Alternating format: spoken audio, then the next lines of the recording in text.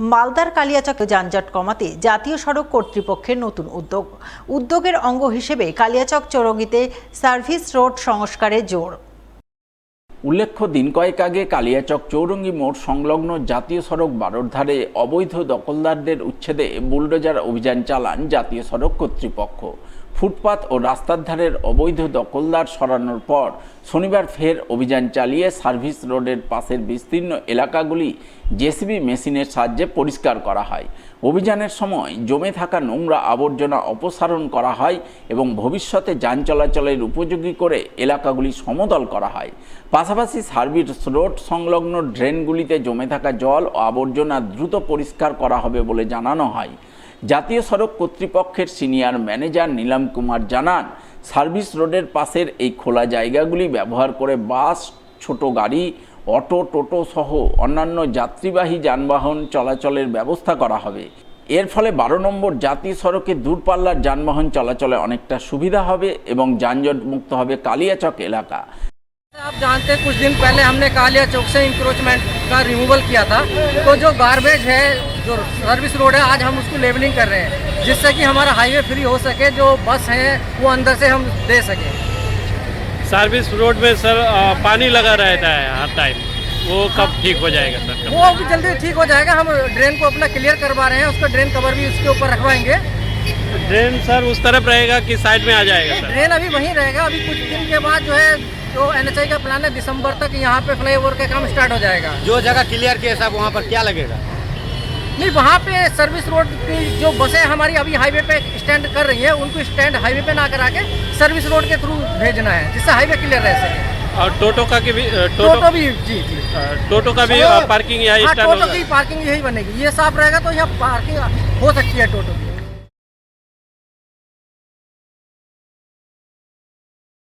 পাহাড়ে অত্যাধিক পরিমাণ বৃষ্টির জেরে হু হু করে জল বাড়ছে মালদার মহানন্দায়। গত কয়েকদিনে অনেকটাই ফুলে ফেঁপে উঠেছে মহানন্দার জলস্তর, যার জেরে মালদা শহরের মহানন্দা নদী সংলগ্ন সংরক্ষিত এলাকায় কার্যত বন্যা পরিস্থিতি তৈরি হয়েছে। নদীর সংরক্ষিত এলাকার মধ্যে গড়ে ওঠা ঘরবাড়িতে ইতিমধ্যেই জল ঢুকেছে।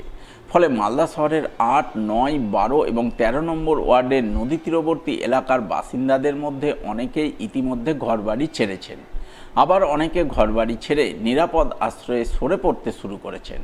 ফলে চরম সমস্যায় পড়েছেন ওই সমস্ত এলাকার বাসিন্দারা।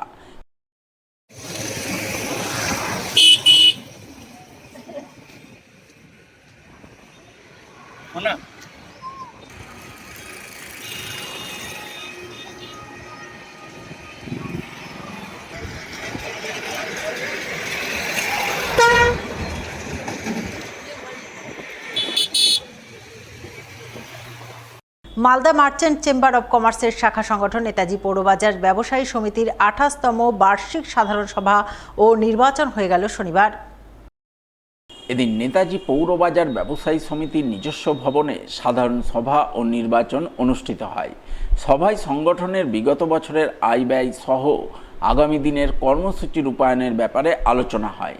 সভা শেষে মালদা মার্চেন্টের তদারকিতে নির্বাচন অনুষ্ঠিত হয়। নির্বাচনে 6টি ব্লক থেকে মোট 44 জন ব্যবসায়ী প্রতিদ্বন্দ্বিতা করেন।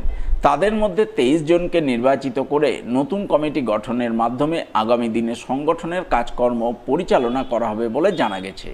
এদিন নেতাজি পৌরবাজার ব্যবসায়ী সমিতির সাধারণ সভা ও নির্বাচন পর্বে হাজির ছিলেন মালদা মার্চেন্টের সম্পাদক উত্তম বসাক, সভাপতি অসিত কুমার সাহা, প্রাক্তন সভাপতি জয়ন্ত কুণ্ডু, নেতাজি পৌরবাজার ব্যবসায়ী সমিতির কর্মকর্তা মানিক জয়সওয়াল, অজিত সাহা সহ অন্যান্যরা। 187টা সংগঠনের মধ্যে নেতাজি পৌরবাজার আমাদের একটা বড় সংগঠন। নেতাজি পৌরবাজার ব্যবসায়ী সমিতির আজকে ভোট পর্ব উৎসব হচ্ছে। আগামী 3 বছর 23 জন প্রার্থী কারা কারা হবে সেটা নিয়ে আজকে ভোট উৎসব হচ্ছে, ভোট পর্ব হচ্ছে। আমাদের 6টা বিভাগ আছে, 6টা গ্রুপ করা হয়েছে, 6টা ব্লক করা হয়েছে। তার মধ্যে 1 নম্বর ব্লক যেহেতু কোনো প্রতিদ্বন্দ্বীরা নেই, 4 জনই দাঁড়িয়েছিল, তারা উইনিং হয়ে গেছে। বাকি 2 থেকে 6 অবধি যারা যারা আছেন, মোট 23 জন প্রার্থী আমাদের উইনিং হবে। তার জন্য এইখানে ভোটদান হচ্ছে। আমাদের যারা যারা ভোট দিয়েছে খুব শান্তিপূর্ণভাবে ভোট হচ্ছে। আমরাও চেষ্টা করছি শান্তিপূর্ণভাবে ভোট করার জন্য। মোট 1200 মতো ক্যান্ডিডেট এখানে এই আজকে ভোটদান করবে। আমরা 3 বছরের জন্য এই ভোট হচ্ছে আমাদের 26 থেকে 29 সাল অবধি আমাদের এই ভোটের যারা যারা জয়ী হবেন তারা এই গোটা বাজারের এত ব্যবসায়ীদেরকে পরিষেবা দিবে এবং তার সঙ্গে সঙ্গে Malda merchant chamber of commerce এবং নেতাজি পৌরবাজার ব্যবসায়ী সমিতি একসঙ্গে সমস্ত ব্যবসায়ীর পাশে সুখে দুঃখে থাকার আমরা অঙ্গীকার করছি। প্লাস কোনো রকম যদি অসুবিধা হয় আমরা একসঙ্গে সমস্ত ব্যবসায়ী আমাদের 187টা সংগঠনের সমস্ত ব্যবসায়ী আমরা এগিয়ে এসে আমরা সমস্ত যা প্রবলেম হবে সেই প্রবলেমগুলো আমরা দেখাশোনা করব।